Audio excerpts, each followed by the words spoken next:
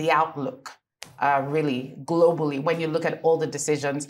Have we got on top of inflation? Are we almost there? Do we have no hope? I would say that we're almost there. Okay. All right? It depends on what you can accept as a natural rate of inflation. Okay. At this point in the US, it's about 3.4%. And don't forget, we're coming back from a high of 11% 2 years ago. Yes. In the UK, we're having the same trend. And in Europe, we're having the same trend. So globally, food prices are coming down. Supply chain disruption is actually easing, apart from what's happening in the Red Sea. So generally speaking, we see a trend of some kind of disinflation. But having said that, the biggest risk is for you to go ahead of yourself and try to bring down rates, and then all of a sudden you reverse yourself. So central banks want to be sure. They want to be sure that the trend of disinflation is going to continue, and then you look at growth, and you try to use lower interest rates to spur growth. In the US in particular, we've seen the jobless claims increase. We've seen the consumer coming back to shopping. And so we think that the US is likely in March to surprise the market by actually coming down in a notch, if not the next meeting. Okay. And politically, that'll be good for Joe Biden because, of course, we need that, and the world is looking to that. So there's a concerted effort to ensure that inflation comes down. And are interest rates the only tool for bringing down inflation? No, but it depends on how integrated your economy is. And we'll talk about Nigeria in a minute. When the economy is actually disconnected, you could use interest rates to kind of manage inflation, but you will not get there. Yeah. February, given where we are, we ended last year inflation at 28.9%. Yeah. The MPR was at 18.75%. Yep. Which way Nigeria, I guess, is the No, question. Let's call a spade a spade. The Nigerian economy is, to a large extent, disjointed, right? So there are weak linkages between sectors. There's a disconnection between policy pronouncement and policy actions. There are long time lags between when you make statements and when the market reacts. Thirdly, there's a credibility gap. Statements that are being made, people begin to say, is this really true? Right? So, and there's a lack of coordination. So one can only go back to two events. One, the Central Bank Governor's statement at the Institute of Bankers, and two, the Central Bank Governor's statement at the NESG. At the NESG. Yeah. And what did he say? He said, one, the Naira is undervalued. Two, he said inflation target is 21.4%.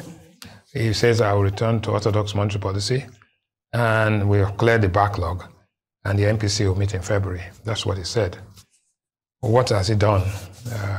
The OMO rates have gone higher, while the primary rates actually came down and begin to go back up.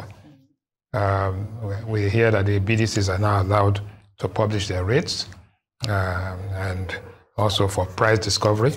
And there's also talk of clamping down on forex speculators, which again is wrong. And that the MPC members, the story is that four MPC members whose terms have not come to an end are going to be dropped, right? The MPCs everywhere in the world are appointed, cleared by the Senate. They have a term, so it's not at the whim and caprice of anybody. So that in itself frightens the markets. The more autonomous and independent the central bank is, the more positive the outcome of the economy. Once you have a situation where even when people's terms have not come to an end, you now say, because you don't like the look of their face, they got to go. That's wrong. That's wrong. Allow the people finish their term, and then you need to send new members' names to the Senate. They have to be cleared, and the meeting is on the 26th. What time are the new guys going to get to understand the issues and come? Then you have to come up with a clear inflation target. It can't just be as the spirit drives you, and that has to be designed. And then you now come out with strategy on how to do. What do I think he must do? First and foremost, like you said, Turkey, South Africa, and all that. We have to accept that. I think that, yes, it is true, theoretically, using the PPP value, that the Naira is slightly undervalued compared to its official rate of 980. Yeah. But when you compare it to the market rate, then the Naira is overvalued. The Naira is trading this morning at about 1450 to the dollar and 1,000 in the parallel market and 1,800 and whatever to the pound. Now, the question is, if the parallel market is only 10% of total market activity, why is the tail wagging the dog, right? Mm-hmm. No, but that's not the, in economics, you have the marginal cost and marginal revenue concept. It is the price at which you buy the last item that matters. It doesn't matter whether it's 100, it's 80% or 90%. If I want to buy $1 today and I go outside this office, I will get it at 1450, period, end of story. Yes. And therefore, what are you going to do to allow that rate come towards what you think is the fair value? Yes. Right? There are 4 things you must do. One is that you must allow interest rates begin to move in the direction of inflation, not necessarily one fell swoop. 2, you must remove all these restrictions and saying that you are going after speculators. Speculators have the potential to gain. They also have the potential to lose. Yes. Right? Mm. Thirdly, you must come out clean to say what your level of reserves are. You cannot say your reserves are $33 billion when in fact they may not be. So let's open the kimono and see what's there. 4, and most importantly, you must have an open market system. Central bank is the player, the biggest player. Therefore, you must come out and say, on Monday, we are going to sell $100 million. Every bank come and bid. Also, on Tuesday or Wednesday, we are going to buy, right? And anybody who has dollars can come and sell. So we'll have the bid and offer. That way, there'll be proper price discovery. What is the risk? The risk is that on the first day, somebody comes out at 1,500 and buys everything, right? But because we know who it is, anybody wants to buy will buy from that guy at that rate plus. The next day, it will go to 1,600, right? Then a point comes when you can no longer sell those dollars because it's become too expensive, because money is what money can buy. Yeah. What are we seeing the effect of this depreciation of exchange rate? We've seen antibiotics, price of antibiotics go up by 200%, augmenting. We've seen paracetamol, I'm talking about medication, paracetamol go up by 100%. We've seen the price of hypertensive medication, so all along, paracetamol and so the pass-through effect there is pretty quite strong. Pretty strong. But what are we seeing? That people are now beginning to cut back on expenditure. We've seen airline booking. You know, in December, the forward booking rate load factors were at 105, 110%. We've seen for February bookings are down to around 80% international. And for March, and Easter is coming up in March this year further, we've seen the bookings drop because you cannot buy what you can't afford. Yeah.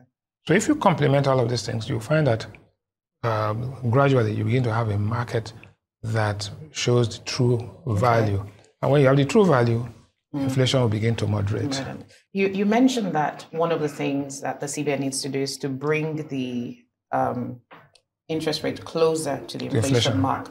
So looking to February 26th, I think 25th or 26th, what should be the minimum market's expectation around a rate increase that would signal that the CBN is on that path? I think that you need at least a 200 basis point increase from 18.75 to 20.75, right? Not only that, you need to mop up liquidity with special instruments. 3, you need to reduce this unorthodox interventions, which the central bank has started doing and announcing, but it's not just the central bank. 4, the primary market rates have to be going in the same direction as the OMO rates. Okay. What the effect of this is that the government borrowing costs will increase, so be it, right? And the market rate, the official rate of foreign exchange, must be as close as possible to where the parallel market rate is, so that there's no question of buying at 990 and selling at 1,450. Yeah. So the airline IATA rates now are 1,281. So nobody's fooling anybody. Just come clean, tell us what it is, and then we begin to manage. Some things have to give. In other words, if I used to buy 10 bags of rice in 6 months, I'll buy 2, and I have to change my behavioral pattern, my consumption. See what has happened in the last month. You've seen the price of food items begin to decline. Yes. And because people are adjusting demand. Absolutely. Is now being adjusted. First of all, they bulked up for Christmas, but now we've seen even the price of rice has come down to something like almost 61,000 from 70. We've seen the price of beans down. We've seen the price of tomato seasonality down. We've seen those prices begin to decline. And what happens is that if food inflation comes down, core inflation begins to reduce, then the currency begins to strengthen. Naturally, that's the natural relationship. Indeed. You said a lot there. You talked about transparency and the interventions and finding price discovery for the Naira. Let's talk a bit now about the broader impact on the rest of the economy. Looking at access to credit, looking at investments. So investments, either portfolio flows or just general investments, and the erosion in the real value of investments as a result of inflation. What signs of economic recovery are we seeing in the broader economy within Nigeria, given that we're seeing potential slowdown in inflation? Where are the hotspots potentially for economic recovery over the next No, let me make months? it clear. The thing is that total factor productivity is going from -1 to +2. Okay. That is huge. But that means that in the next year, or maybe in 2025, we are going to be seeing some optimization of the use of capital stock. And that drives everything. Secondly, the linkages between sectors has been rather weak and tenuous. Now we are going to see stronger linkages. If, for example, you are concessioning roads, right, and then construction companies are now being used to maintain those roads and build those roads by the private sector concessionaire, right? You see that the same thing will happen at the airports and seaports. You will see those linkages begin to establish. But the credibility of the process, one is that how is public sector finance conducted? Are we credible? Are we spending money on all sorts of scandals about money going to private accounts and all that? That has to stop. Then one dangerous point in this whole thing is that there is an asset bubble that has been created in the stock market. Stock market has appreciated by about almost 28% in 1 month. I mean, capitalization is now 56 trillion naira. Yes. And while turnover is about 10 billion naira. So turnover is 0.001 of. There's no liquidity in the market. It's an asset bubble. It's going to crash, and it's going to take down a lot of people, right? So it is and it will lead to financial system instability. Right? Especially given the huge share that financial services account for not capitalization. I find it. But that is that not also a reflection of what's happening in the bond markets? No, but you don't know. As attractive. No, wait. Let's take a look at it. Let's say, look, in 29 days or 28 days, the market has gained 30-something percent, 1%, 1.25% a day. How? What the companies are still selling at the same prices, more or less. The companies are. Their revenues have not increased. Nothing dramatic has happened. So it's a speculative inflow. It's a pump and dump issue. Okay. And the regulators have to come in to call people to order, because this is what Alan Greenspan described many years back as irrational exuberance. Okay. But it would bring down a lot of firms, it would bring down a lot of houses, and the regulators should please forget about their commission, because they get a commission on every trade.